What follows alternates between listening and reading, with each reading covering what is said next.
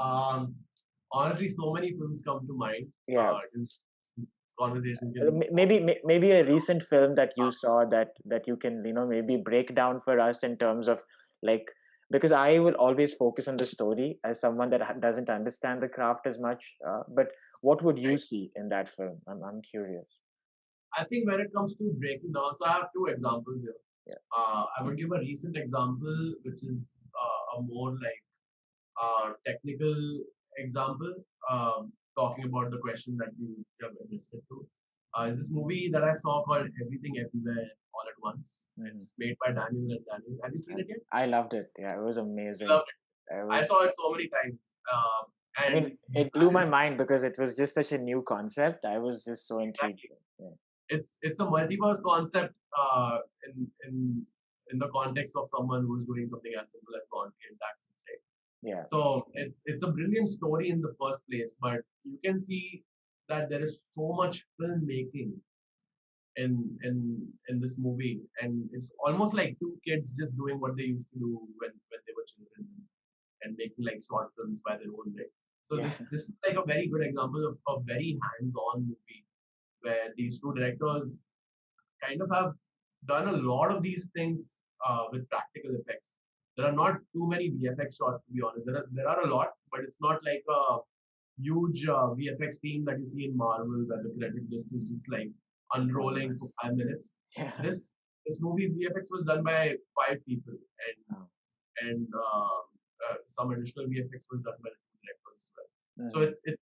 it's a very good example of how people kind of like came together as a team, Mhm. uh, and it also shows how much control they had over the project because all of these different departments were so tight. Got it.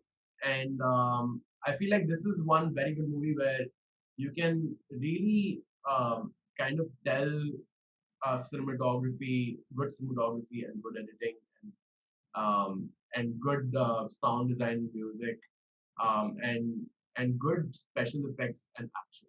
Mhm. I feel like this movie is a very good case study because I have been studying about this as well.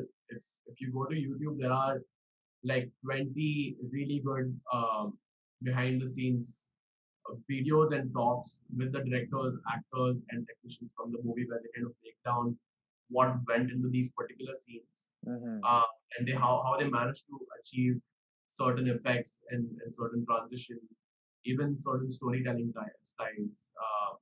How one character kind of played like four different personas and acted like a squirrel, and acted like a wolf, and acted like a jaguar in different scenes. Yeah. How the action coordinators kind of help stitch the movie together, taking inspiration from like old Asian action movies. They talk a lot about that as well.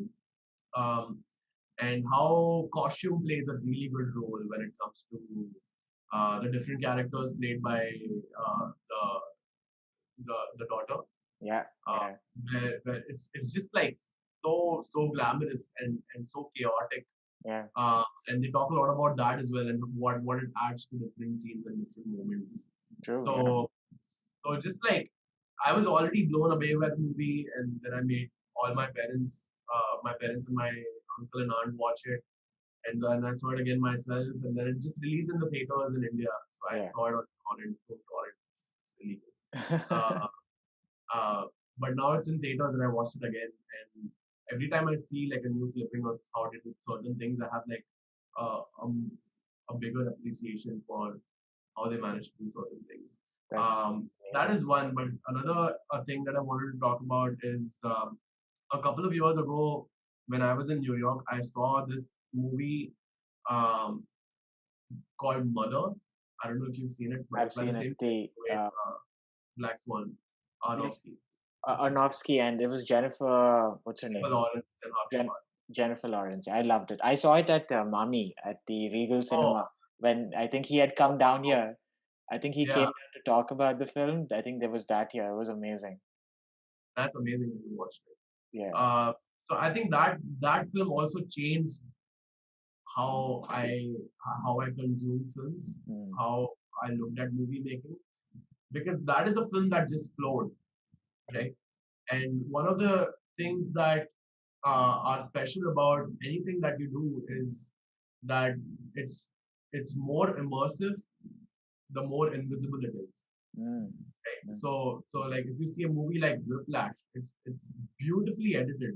Yeah. Or even if you see something that's on the other end of the spectrum, where if you see Birdman, which is a whole movie that looks like one single I shot. know Birdman was shot in one like extended like cameras. Right. Yeah, I was like, Exactly.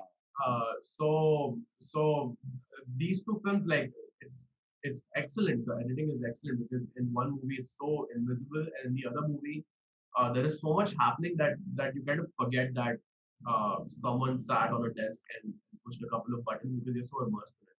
true. And the same thing goes for good cinematography and good production design. Like it just has to be enough, and not like scream out for attention, because the idea is to kind of just make you feel like you're part of this world as well. Mm. And that's what the film Mother did for me. And I was watching this film and I finished watching this whole film, and I came out of the theater feeling uncomfortable because so much happened in front of my eyes, and there were parts of the movie at the time which I could not comprehend. Um, and I was a little bit frustrated as well that it's like I thought I knew what was going on, but there are some missing links, Mm-hmm. and I finally understood that yes, the thing is I have to be comfortable consuming a piece of art and being okay with not understanding it. Mm.